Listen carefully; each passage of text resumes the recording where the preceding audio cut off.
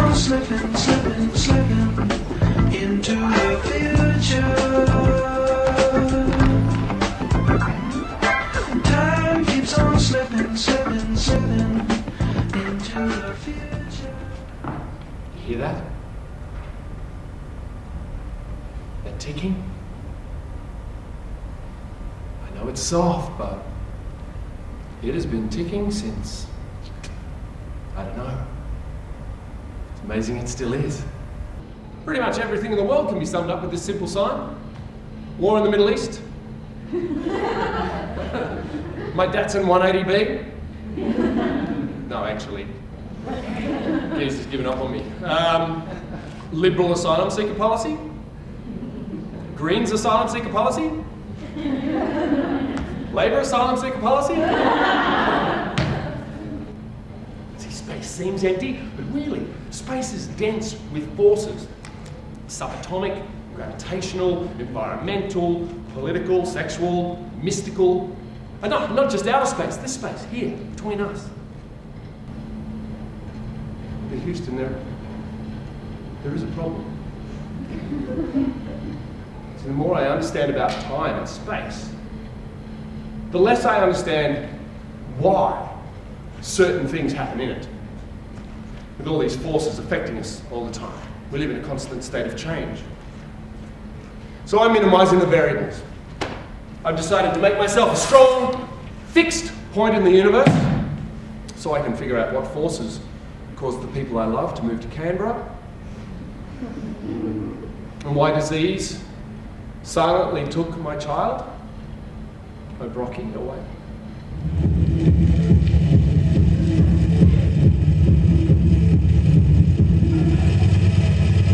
Who says you can't stop the music?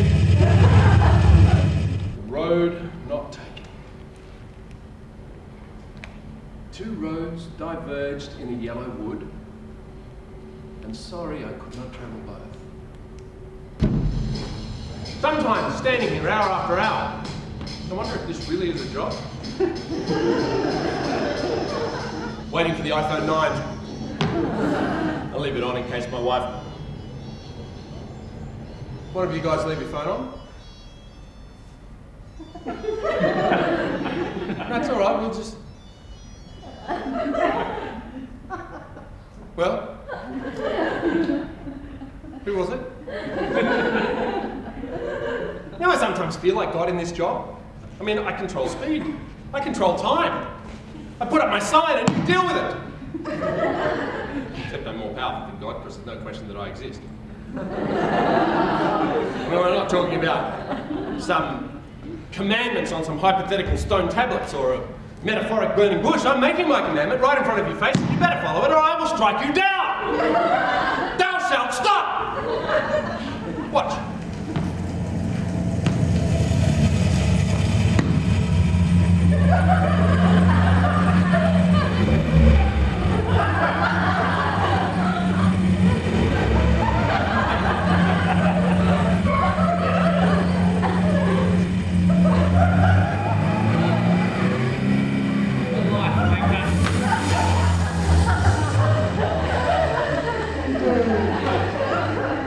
I think you can see why I love this job.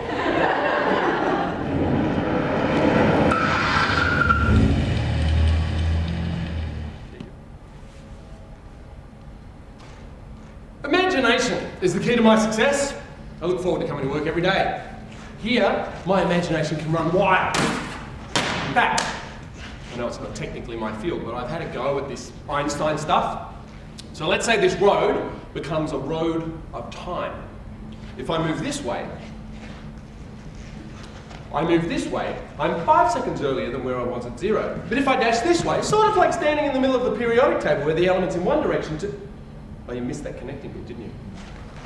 But if I dash this way, I skip ahead in time, sort of like standing in the middle of the periodic table where the elements in one direction turn to heavy metal, the other gas. Cool, huh? Want to see it again? Let's say this road becomes a road of time.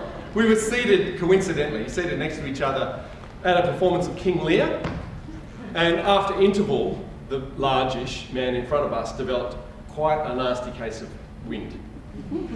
The smell was strong. And we were just, politely waving it away. When Lear appears on the heath screaming, "Blow, winds, and crack your cheeks! Rage! Blow, you cataracts and hurricaneos spout, till you've drenched the steeples, drowned the cocks, you sulphurous and thought-executing fires." And at this exact moment, this guy lets off a huge one. Well, we were just giggling away separately. We had to excuse ourselves for laughing at this critical point in Lear's madness. And we went out to the foyer where we just laughed and laughed and laughed and then went for coffee. We had a lot in common. A love of Elizabethan music, the colour green, all the scientific stuff. She was every woman to me. So much so that I told her that if I ever did have an affair, I would probably still imagine her. She didn't laugh. Apparently you can't make jokes about infidelity. She said she'd had enough. Enough of what? It was like being hit by a truck. She took my darling Casey and moved to Canberra. Canberra. The land of no imagination. And Canberra is the place where a new idea is actually an old idea that's been stuck in a roundabout for a few years and re-enters the traffic. She said, "Don't follow us. I need time." Okay, time. How much?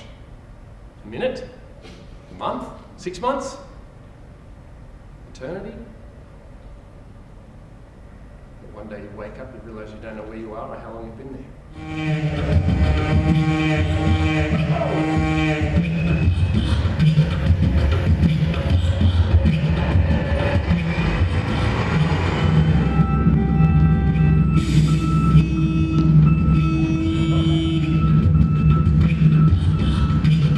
Take your time.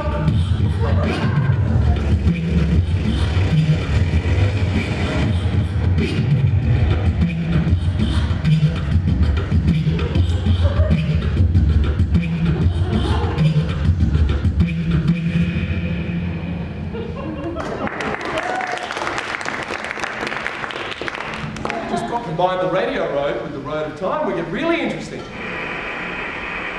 That's one small step for man.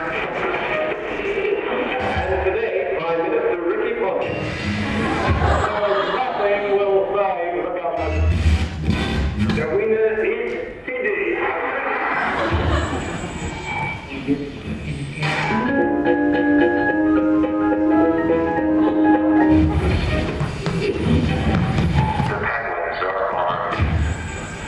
The man's body found at the bottom of the cliff at Bronte has still to be identified.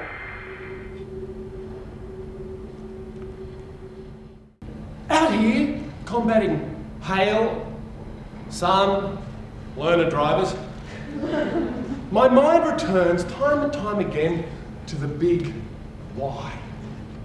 Just why? Is it all fate? But out here, exposed to the elements, it's hard to deny there is a spirit. A black fellow I worked with once said that when you travel through country, that country also travels through you. Attuned to the ticking of its heart. We're out of rhythm with some metaphysical poetry. I'm beginning to see the light. This great spirit, this rainbow serpent in its multiplicity of forms is really the master equation of the music of the spheres like Bach, Mozart, jungle bells all merging together. A collective unifying force of identities, of points of view. We need to get back to the garden. God is!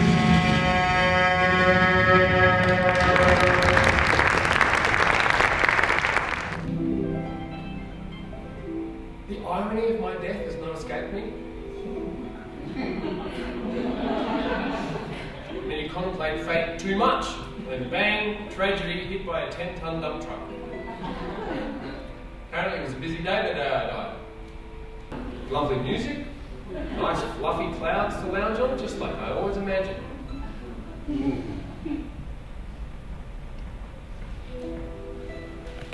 Yet for all this peace, I still have uneasy feeling.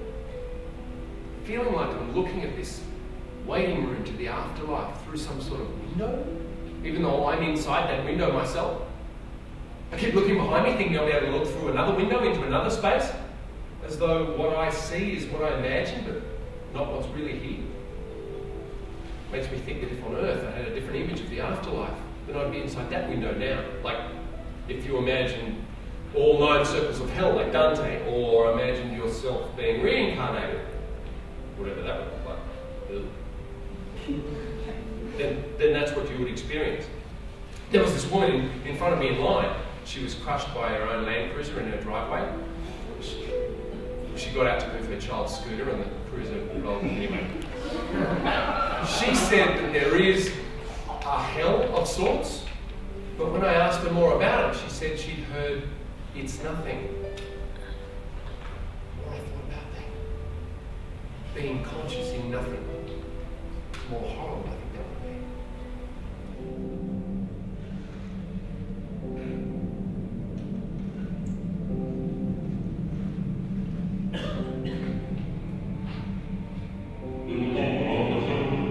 She took Casey to Canberra.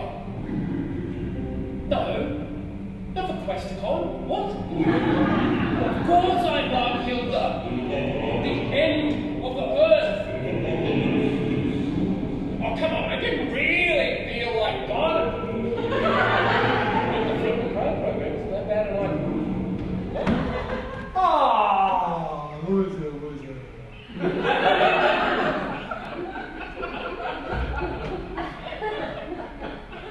It seems I've been sent back to the garden. If you were given a second chance, what would you do? I love baked beans. I can live on them. Matter of fact, I do. I may be the single biggest contributor to greenhouse gases. Closure. But closure so we can move ahead. Well, like Brock's death is some sort of real estate transaction to you. No, do not hug me! No, Casey, no, I'm not shouting at your mother. I'm probably just talking to you. Xbox.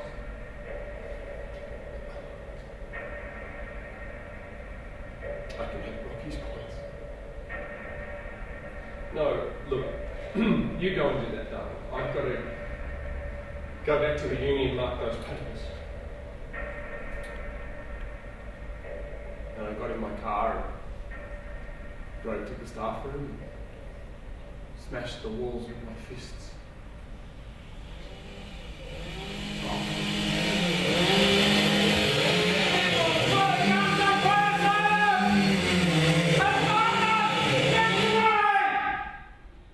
It's true, we felt elemental, intimate love. That elastic fabric between us. But honey, I thought of you, and I did nothing. At that moment, the forces in that room made every one of our dinner plates make a squeak. Like hairline fractures ran through them. You did nothing. What? You wanted me to spend the night with Toby? No! I wanted you to spend the night with me. You had something with Toby. I hate that.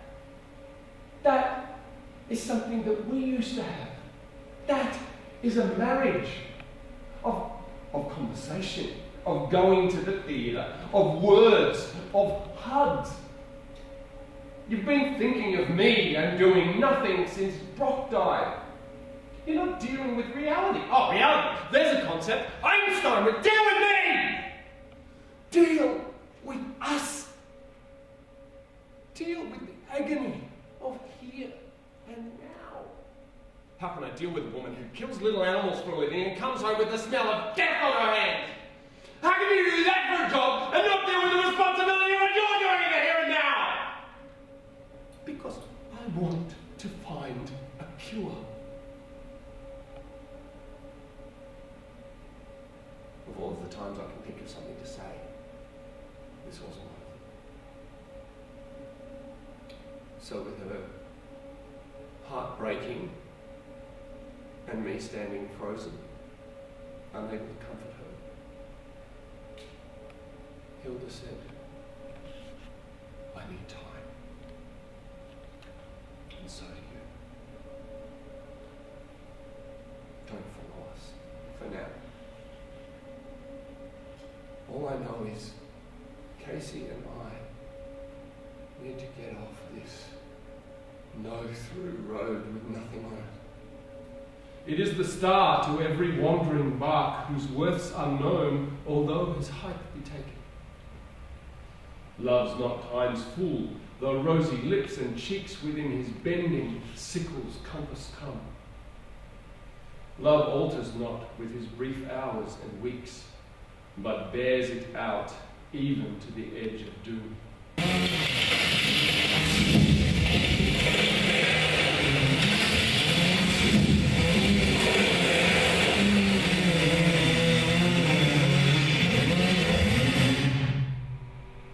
Fred,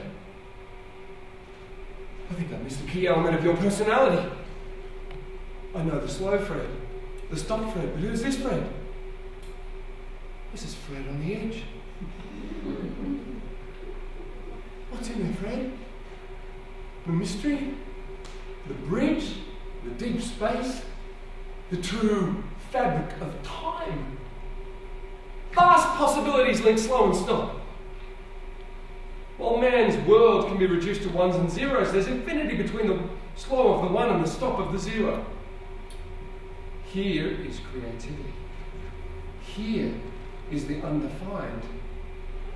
Every time I feel like I'm getting closer to working out why things happen, it all slips further and further away. Can I go home now? Time is growing heavy on my hands.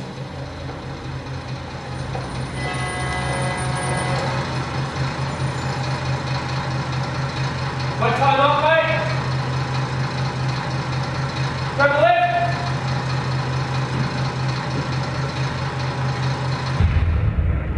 Thanks, mate. Hey, nice tattoo. Sharon. Stop, let me out of here! Oh my God, is that a river? Why are you standing over the river? This rig is too big for the bridge!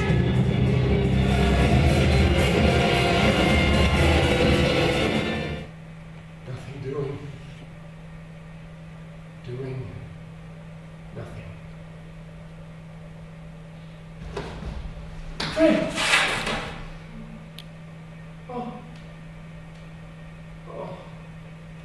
What's happened to you, Fred?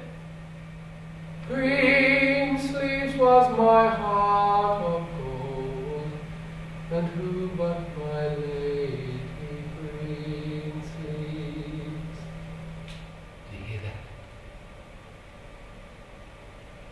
They're ticking. I know it's soft, but it has been ticking since. I don't know. It's amazing it still is. A miracle. There goes another second. And another. In this hell of hells, time is master, even of nothingness. Each new second born, I hear the deaths of seconds past. For far too long I've let the seconds die. To find my Hilda and my Casey and show them that my heart still beats for them. This journey will be difficult if my family is still there. It may be impossible, especially if they're not there. But the greatest tragedies come not from action, but from inaction. And that is the message that I'm taking to Canberra. And as for the question of why, maybe it's too big a question. Maybe the answer is too big to comprehend. Won't stop me from trying to work it out, though. It's a mystery. Mysteries are energizing.